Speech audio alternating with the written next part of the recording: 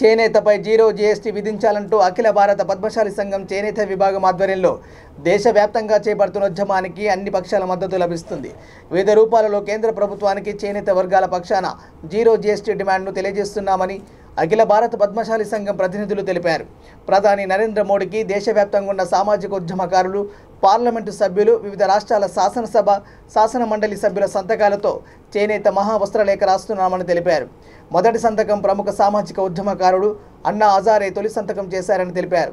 ఈరోజు ఢిల్లీలో చేనేత మహావస్త్రలేఖపై 12 మంది ఎంపీలు సంతకాలు చేశారు.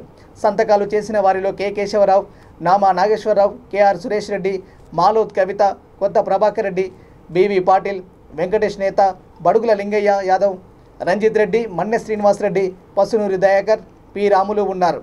ఈ కార్యక్రమంలో అఖిల భారత పద్మశాలి సంఘం ఉపాధ్యక్షులు కందగడ్డ స్వామి, ప్రధాన కార్యదర్శి గడ్డం జగన్నాథం, చేనేత విభాగం జాతీయ అధ్యక్షులు ఎర్రమాద వెంకన్న నేత, తెలంగాణ పద్మశాలి యోజన సంఘ అధ్యక్షులు అవ్వారి భాస్కర్ తదితరులు పాల్గొన్నారు.